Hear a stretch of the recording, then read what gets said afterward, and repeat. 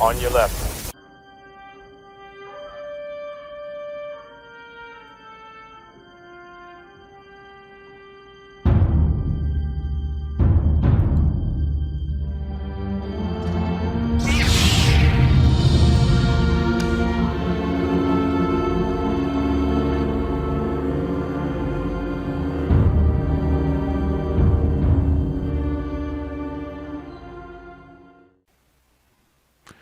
Let's see if we can get this in. I've been asked to react to this video that Obsidian put up because this actually is it a companion piece to the article that Nicole Young, I think is it Nicole? What's her name? Let me look up her name because I have no clue what her name is. We find out what her name is. What her name is? Because everybody keeps sending it to me. Everybody keeps sending it to me. What is her name? Nicole Young. Yeah, it's Nicole Young. I thought it was her name. Okay. I'm gonna have to edit it anyway, so it's okay. People want me to respond to this video that Obsidian recorded of his interview with Nicole Young, my brush with the Black Manosphere. And especially because she said something about the Moynihan report. So I'm going to go ahead and do my due diligence. I'm going to respond to portions of it. I'm not going to do the whole video because for the most part, I don't think it was, she's representative of black intelligentsia, okay, in my opinion. And plus, it kind of dragged upon because I think Obsidian was toying with her for the most part. You know, shout out to Obsidian. He actually comported himself well. And I think she was shocked. She thought she was going to encounter somebody that was blue collar and an idiot. She doesn't know how well read Obsidian actually is. Obsidian actually reads and writes quite a bit. I don't think she was ready for that. Probably more than she does. But anyway, I think they forget, these feminists in academia forget how well read us guys actually are. They assume that we're unwashed masses and we don't understand. But I think she got her comeuppance this day. I don't think she'll be back anytime soon. Anyhow, let's go forward with the video and get my response. I think the first part we're going to start with, I think Obsidian's asking her about her feminism. It's not the EEOC. It's very competitive, at times cutthroat, ruthless, and nothing fair or democratic about it. I probably should have sped this up, but it's okay. And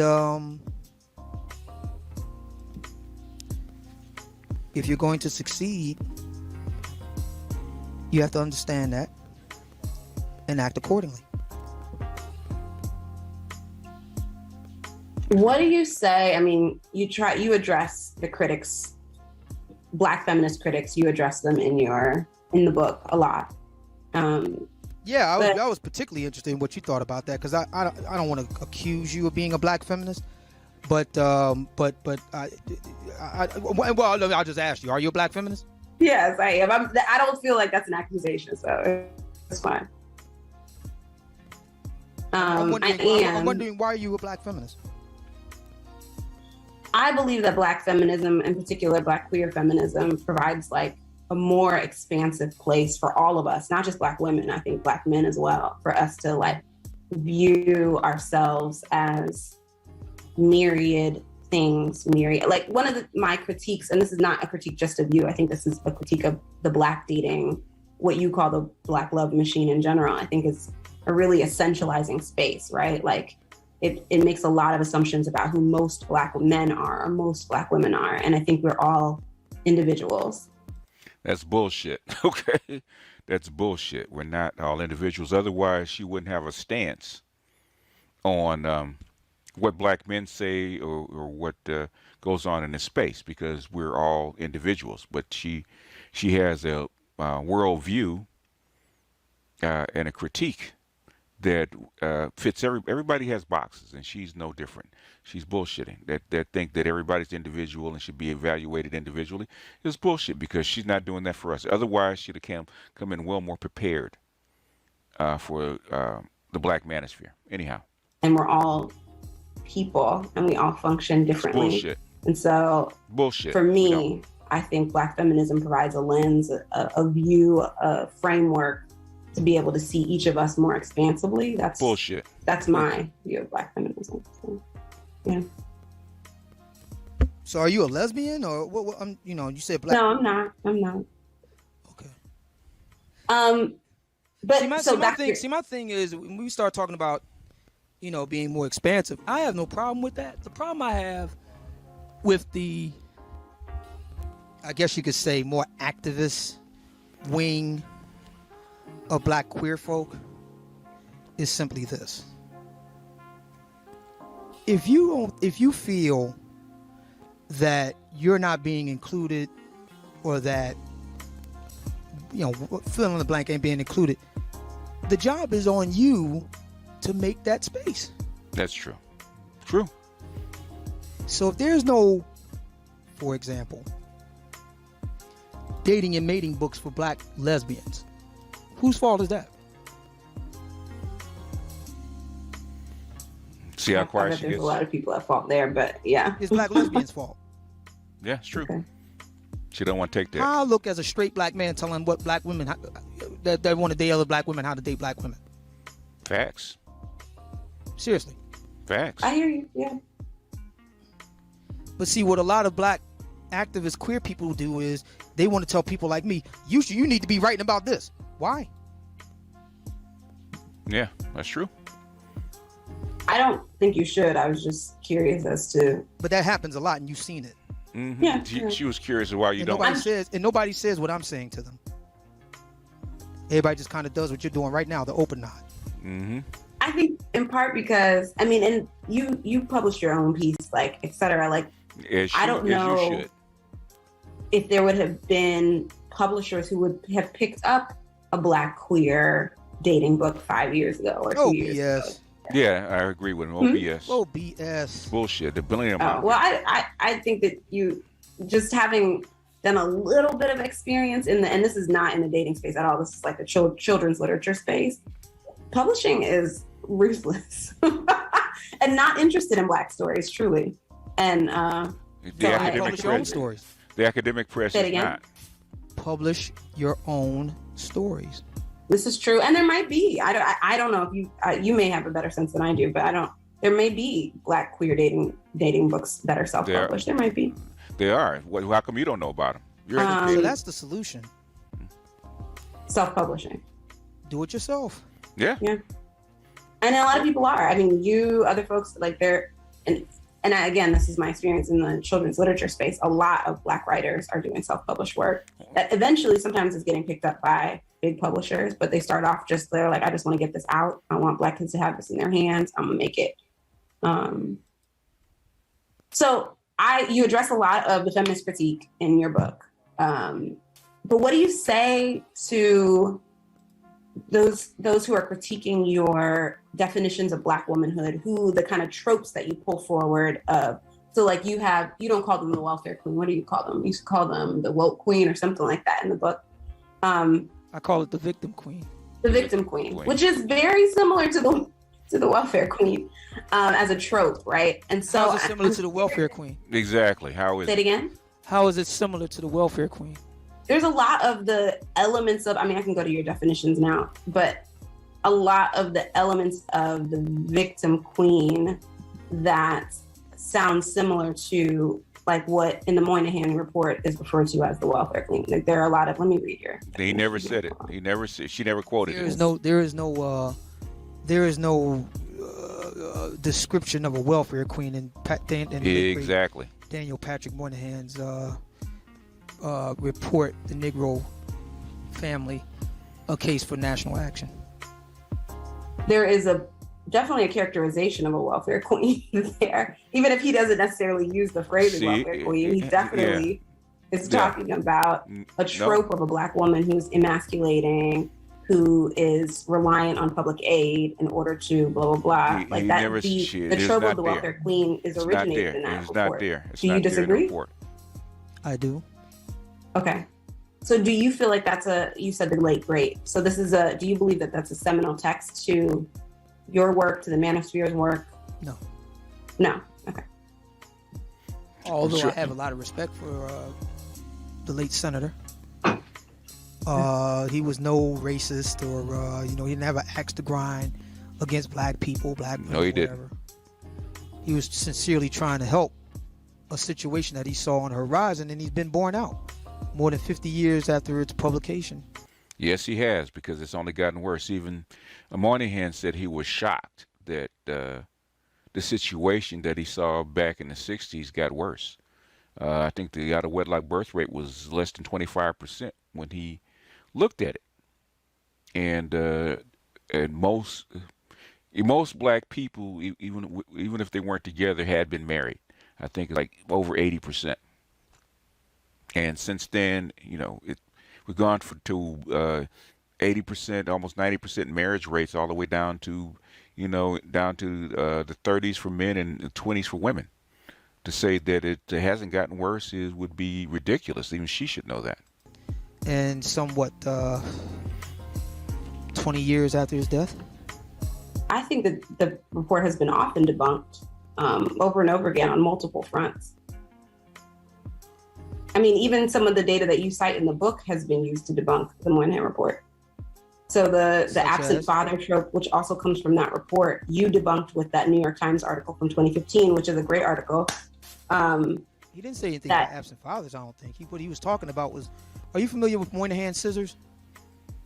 I'm not, but I've read the report. If she read the report, she should be familiar with Moynihan scissors. I don't think she read the report because she's quoting stuff that's not there. So I don't know if she scanned it. I don't know if she read it. I don't think she studied it, but she brings it up like she's an expert in the report, and she's not. Its entirety recently. All right, Moynihan scissors holds that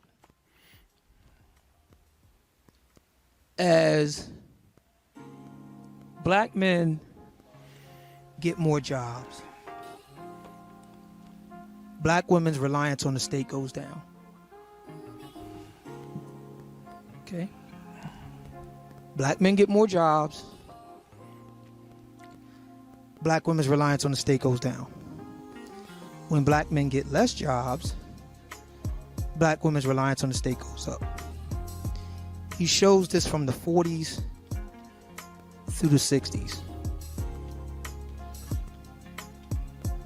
He actually has a non sequitur there in the report around unemployment. He gives a really high statistic for black male unemployment. At the time of the report, he's very clear about like this a cross section that's happening right now at the time of the report.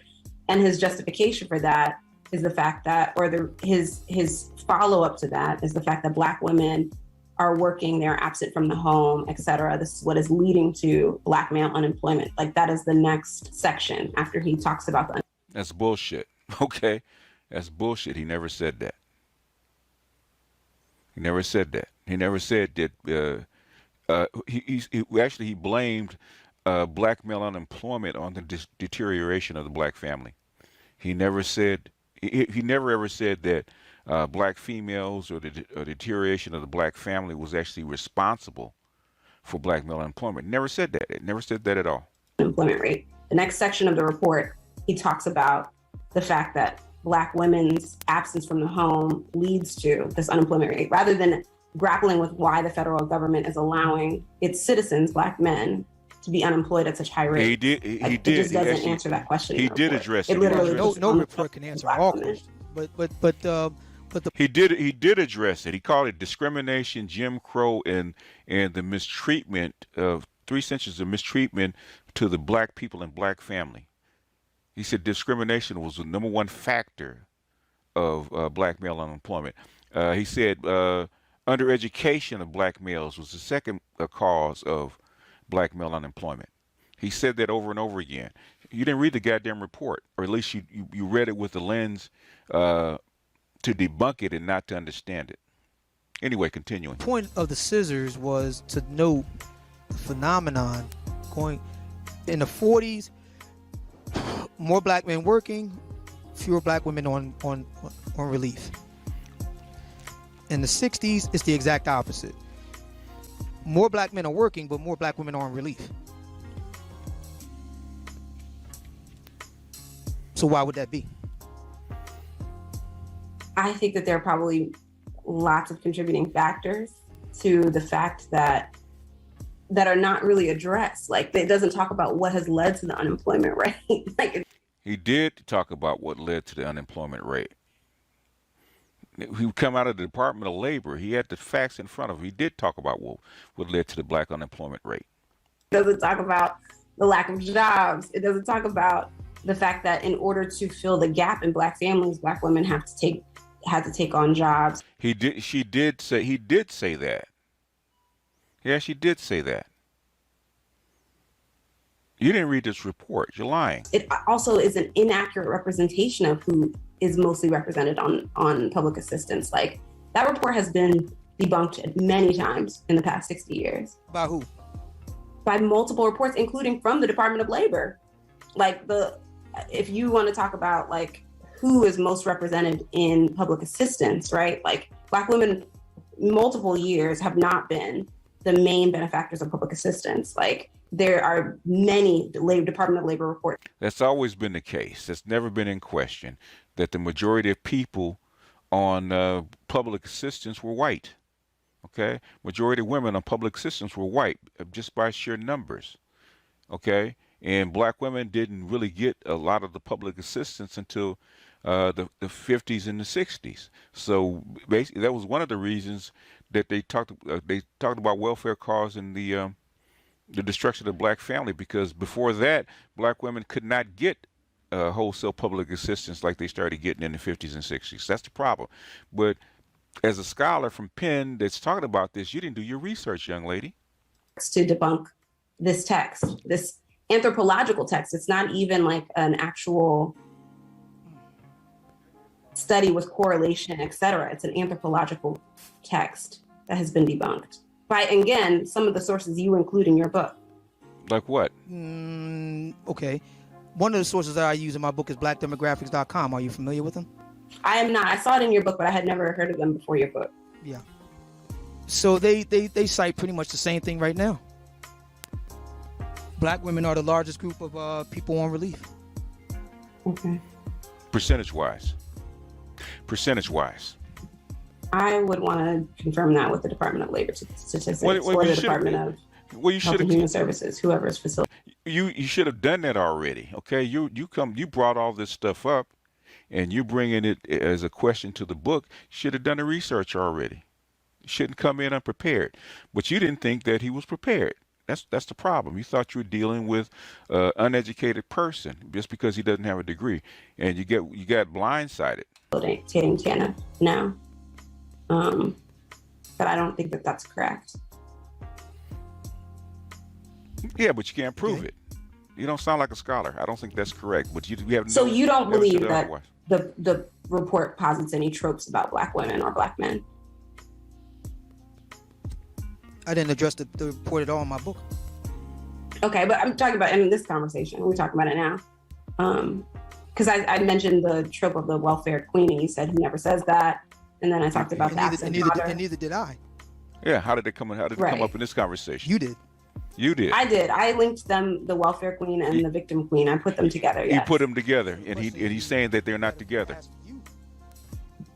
Yeah, so I was pulling up the definition here. Sorry. Yeah, in fact, that's the highly irrational, borderline schizophrenic idea that black women liken themselves to royalty queens and tout how strong and independent they don't need a man, but at the same time, they are perpetual victims of racism, sexism, misogynoir. They are victim queens. Yes, he said what he gave the definition of it, but you don't accept his definition. Yeah, maybe there isn't a similarity. Maybe that was my own conjecture. That is your projection, exactly. But let's see. But I'm still right. I'm gonna just go back to the questions here. Go on and say it. I'm still How right. wide-reaching would you say the Black Manosphere is? I've seen different people's accounts, like different people have different followers, etc. But in your mind, in your estimation, how wide-reaching is this world? Worldwide. Okay. All right. Are there any other thoughts? Any other things I should know? Well, what do you want to know? I want to know a lot. I want to know. We'll I start feel asking like questions. I was asking this question about tropes, and I really want to push on it, but I feel like you don't want to really answer it, so we don't have to go there. Should I want to? Because it didn't go anywhere. It's not that you don't want it to go anywhere. There's no place for it to go. I mean, because the question is really about the tropes that come out of the Moynihan report are present in, even if you don't necessarily reference them in the book, they're present in the book. They're present in your other writings that I've seen online. They're present in the videos that you all produce, like you've produced. They're present in the podcast. Like these tropes around people who are dependent on the state, the tropes around the Jezebel, right? Like the tropes around, like and the Jezebel doesn't come from the Moynihan report. That comes from Patricia Hill Collins, right? But like these tropes of Black womanhood that are age old, that have existed since we've arrived on this, descendant of slaves, like since our forced arrival here, right? Like these tropes about Black womanhood have been repeated throughout time, and they are repeated in the Manosphere a lot. And I'm just curious how aware you all are, you as a founder, or one of the founders of the space, like how aware you are that a lot of the tropes that have existed since we've arrived here are what you're using to describe Black women. See, you do a good job in the book of saying not all Black women. See, she's trying to paint her worldview onto the Black manosphere, okay? And she's trying to push into it. She's trying to push words into his mouth. She's trying to get him to accept her vision. She's trying to say that what she thinks the Black manosphere is, or the tropes that she believes that are being pushed, are the same ones that are in her mind. It's not, okay? Okay, she's not being a journalist. Okay, she's not even being a writer, because she's not looking for the truth. She's looking for confirmation.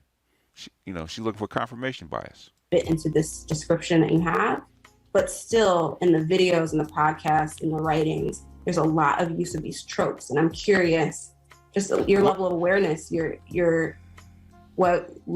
tropes that all she talks about is the Jezebel and the welfare queen, and she's not really actually explaining herself very well.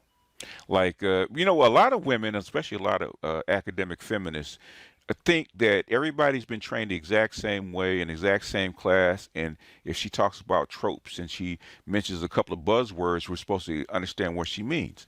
And because it's been drilled into her head so often that the tropes that she's talking about are supposed to be universal, like what color is blue?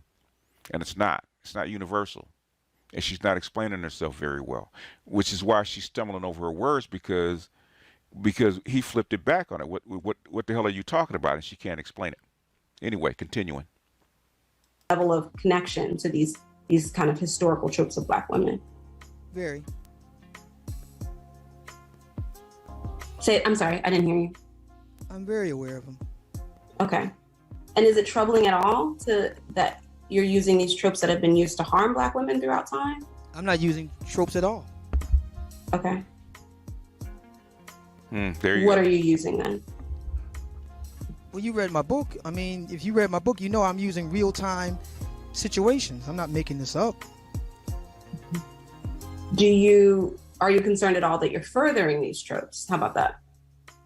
If anybody's furthering a trope, that's something that Black women need to ask themselves. When Black women do the things that they do in social media, are they furthering those tropes? And why aren't anybody investigating and interrogating them for that? True. Facts. Get them. Take Get what her. happened with Iyanla Van Zandt, for example. You've heard about it, Mm-hmm. right? Yeah. So why isn't anybody investigating and interrogating that? Oh, I think there are a lot of people investigating and interrogating Iyanla, myself included. There's a lot there. I mean, here you have a Black woman it's going uninterrogated. Here you have a Black woman on another Black woman's channel trying to help other Black women, and she was ran off by Black women. So what's up with that? That's not what she's looking for. Not What the kind of answer tropes she's are going looking on for. with that? And when she's trying to help the Black women, what are those Black women? What do they look like? What do they sound like? What do they act like? Are you asking, or is it rhetorical? He's asking, come on, babe, stop playing stupid.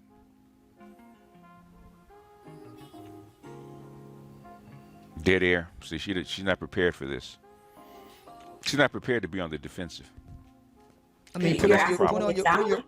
put on your black feminist critical lens and Get her. Oh, I Get have a her, lot. I Obsidian. have a ton of critiques for Iyanla, definitely. And if I had Iyanla on the phone, I would ask her a whole bunch of questions. I have a whole lot of questions for her, and not just about her engagement with black men or women, but also her engagement with black men. Her tough love thing. I have a lot of questions for Iyanla, but I don't have her on the phone. No. The problem ain't Iyanla. The problem is that black women ran her off of a black woman's channel.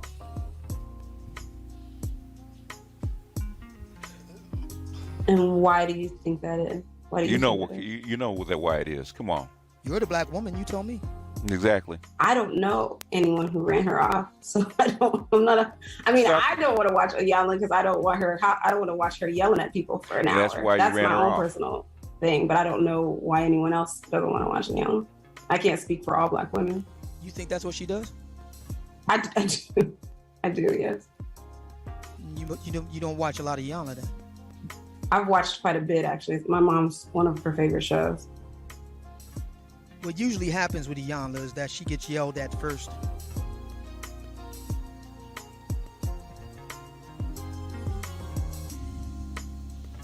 So you believe that Iyanla's approach is correct and that she's been run off because black women are yelling at her? I believe that's a lot closer to the truth. Okay. And if we're going to talk about tropes, okay, so let's look at the women who act and cut a fool on her show and then talk about tropes. But those are women who are highly selected from a group of producers who want to put forward a series of tropes, right? Like, they're not women that you found in the wild. Those are women who are selected to be on the show, right? Okay. And they select them, I think, in part because there is a desire to further a particular type of trope. And I think the onus then is, to your point about Oprah, like the onus is on OWN to think about what kind of tropes are being furthered, et cetera. I hear you. I think black women can be furtherers of these tropes as well. I'm not saying that they cannot be. I'm not saying black men alone are the people who further this, but I'm curious about the manosphere's part in furthering these particular types of tropes. What tropes is she talking about? I think the manosphere is talking about their own experiences. Mm-hmm.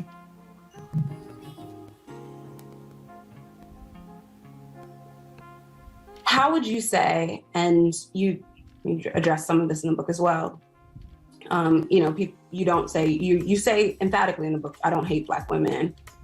People who saying that are kind of making light of the things that you're saying, et cetera, right? So I don't believe that you believe that you hate black women. But I'm curious, and your target audience for the book is non-select black men. But I'm curious, the content that you create that has a different reach, right? So like the video content that you create, the podcast content that you create, while these might be your target audience, like there is spillover. Other people are going to hear it. It's going to infiltrate other spaces. How do you think that the kind of conversations that are being had about black women in those spaces impact young black women? I'm not even talking about the people who you think are the selectors. I'm talking about before that, right? Like teenage girls, teenage black girls, their view of themselves in the eyes of black men. Do you think at all about the impact of the work that you create on this kind of younger generation and they're thinking about their own selves? No. No. No. Do you think it could have an impact? Anything's possible. Okay.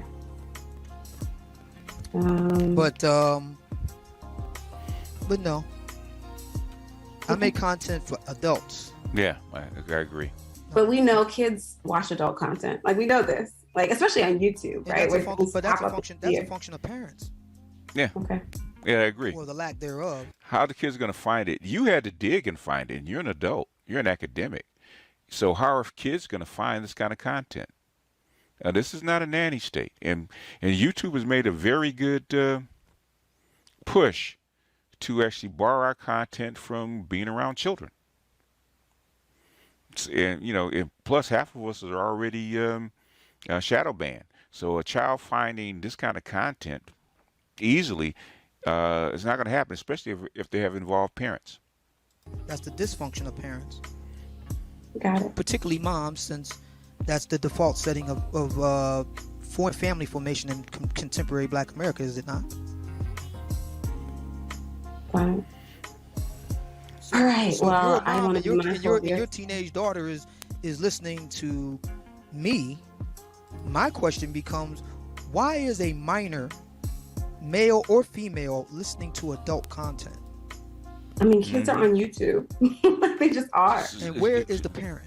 Where's the I parent? mean, Exactly. there's lots of places the parent could be. The parent could be downstairs. See? The parent could be at work. The parent could be Bullshit. anywhere. Bullshit. But you I can think enable technology to fix it to where they can't listen to me. Yeah. perhaps, yeah. No, it's not perhaps. You could, but there's It's a lots fact. of kids who know how to work around that. It's a in terms fact. of- You can fix it to where if you don't want your kid to watch certain things, you can fix it to where you do that. That's true. Make it harder. Yeah. But That's the true. filters are not perfect. Things get through the filters on Come YouTube. on. That's like Come on, baby. there's like Come there's on, all baby. these articles right now about how the Come parent on, filters baby. don't necessarily work on YouTube because they're Come on, not baby. perfect filters. Like there's lots of data about this. Come on, baby. Stop. There's always an excuse. Okay, so that would be an excuse. Sure. Okay, all right. You are the parent. Who's the parent here? Mm-hmm. Mm-hmm. Who's the I'm not a who parent. exactly? Who draws the line in the sand? Mm-hmm. All right. Any closing thoughts? I just want to be mindful of your time. I appreciate the time you've given. So I want Thank to you just be so much. I mindful. deeply appreciate it. And we need to do this again sometime. Okay. No, All it's right. not gonna Thank happen. you. And I hope you have a great day. And I hope you feel better, actually. Thank Feel better. you. Thank you. Thank you. Thank you. I appreciate Anyway, I don't even know how to react to this. This is like 30 minutes long. You know, I have to do a little bit of editing, but not much. The reaction to it is that I'm getting kind of tired of academics like this, especially female feminists like this, that think they can just walk, you know, through the black manosphere and just encounter people and think that they're just going to run over what they call uneducated people, or uninformed or unread people. In fact, I find her not well read. Okay.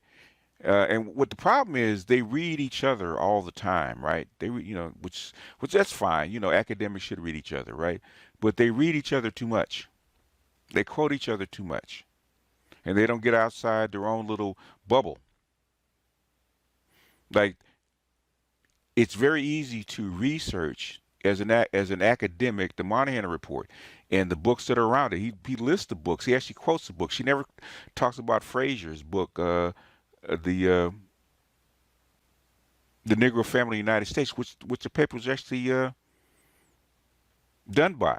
Okay, hell, I found two books. You know, Lee Rainwater's book and Patterson's book that was actually written on the Moynihan report. Okay, as an academic, if you're gonna condemn something and bring it up as a trope or as a point that to actually combat the black manosphere with, you're an academic, if I'm not mistaken.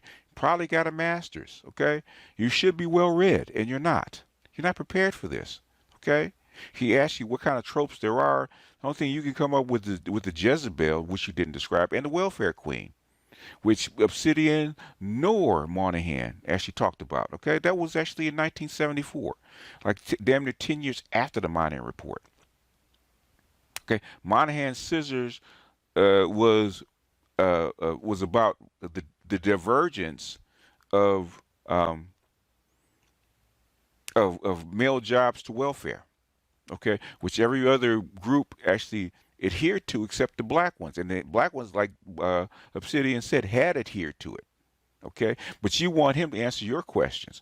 You researched the goddamn thing, right? But you try to put him on the defensive like he should know, and you brought it up. This is your evidence. This is your report. You looked up his information, and you didn't background check it. And you said the Department of Labor debunks the Moynihan report, and he asked you where. You didn't come up with anything. You're just going to throw it out there like it's supposed to stand, like we're supposed to know. or it's been debunked many times. Like most good academics that I know can give you at least 4 or 5 data points. If they have an argument against something, they can give you at least 4 or 5 data points with sources. She did not. She should go back and get her money back for her degree, okay? Because they didn't teach her very well. They didn't teach her how to think. I've encountered Obsidian, right? I am not an academic. I'm a layman. I've encountered Obsidian. I've debunked Obsidian, okay? And I don't have a fancy, expensive degree, $150,000 degree from the University of Penn. I don't. I'm not a journalist that makes my living in reading and writing. She does. She should be well read and much more prepared, and she's not. And I think, now I think that these kind of people should come to the Manosphere and get, instead of sniping from outside over the wall, launching with their little catapults and launching rocks over the wall. No, come out in the middle of the field of battle. Put your best car armor on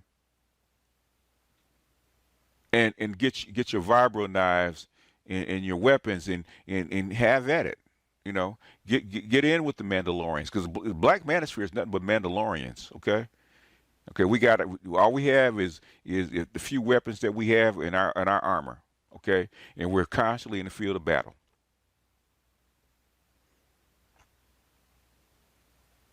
Stop being a goddamn politician. Get in the field of battle. You don't like what we're saying, and you're poo-pooing what we're saying, and you want to say that we're uneducated, but when you get onto the field of battle, you're getting your head handed to it, just like this young lady did. He beheaded her and then wished her a good day. She couldn't wait to get off because she was unprepared for this. So hopefully next time that she gets in the middle of this ring, throws her hat into this ring, she'll be better prepared. Her arguments will be much more salient, because they're not. And if this was my daughter, I'd be embarrassed. I would be embarrassed, because you thought you had hubris. You thought your degree was going to protect you in the realm of ideas, in equal footing. Okay, you're not on the college campus with feminists throwing tomatoes. Okay, you're one-on-one with a well-read man that has researched and written a book, and you came out lacking. And this is just 20 minutes of the video. See all those pauses and those rethoughts. He had to back her down. He backed her down. She had to admit that she's trying to project her worldview onto the Manosphere and his work, and also the Moynihan report, which basically she's had to admit that nobody said it, nobody intimated it, nobody's talking about tropes. You're bringing this stuff up because you're trying to present your worldview through that, through the lens of the Black Manosphere, just like Black women have always said. You're trying to project your angst upon Black men instead of looking at the world as it is. Like he says, we don't deal in tropes. We deal in real world experiences by the women that we have to engage with. We don't care about them goddamn tropes about welfare queens and stuff like that.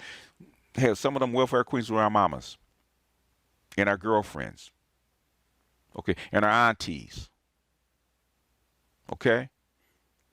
Like we're some foreign species and we don't know what we're talking about. Yes, we do. We know Black women inside and out because they're our counterparts.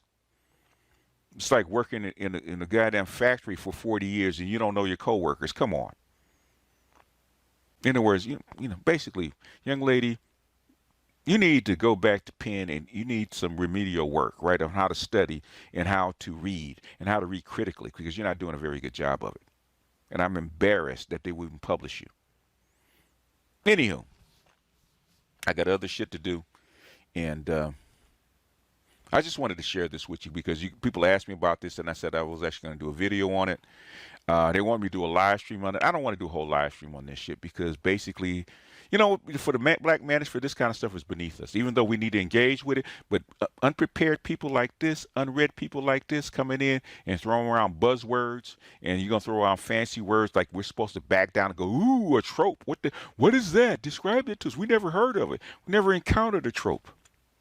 Oh well, let me inform you what a trope is. Okay, we're not white feminists, right? We don't talk like that. We talk about what's going on in the real world. And basically, if she get, don't let her get locked in with me, okay? And please, God, don't let her get engaged with me and interview me, because that's going to be a bad day for her. Because trust and believe, if she can't handle Obsidian embarrassed her, she don't want to go the next level up to me or Green Gorilla or even Dr. T. She don't want to go to the next level up because that will be a bad day for her. In fact, most of these so-called feminists that I've encountered, they're supposed to be well-read and well-educated. Every time they encounter them, it's a bad day for them.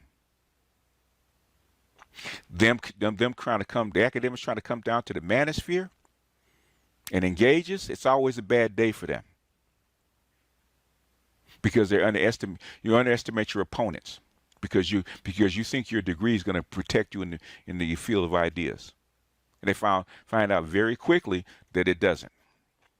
And once and the academics that do come down here and actually engage in fairly with us, they find out that okay, I know where I fit, and I get respect just like I give respect, and that's all the Manosphere is talking about. I don't care if you're male, female, gay, straight, whatever you call yourself. If you come down and you give mutual respect, you find, and with mutual intelligence, you talk about real world shit, you find out that the manosphere will gladly engage you. She never even interviewed the females. The red pill females are actually in this space or adjacent to the space. She never engaged it, but we'll get into that later. I might actually do a video on her actual article. But today is not that day. So I'm going to end this and I'll edit this and I might put this up later on. But for now, this is BGS out and I'll see you guys on the next one. Peace.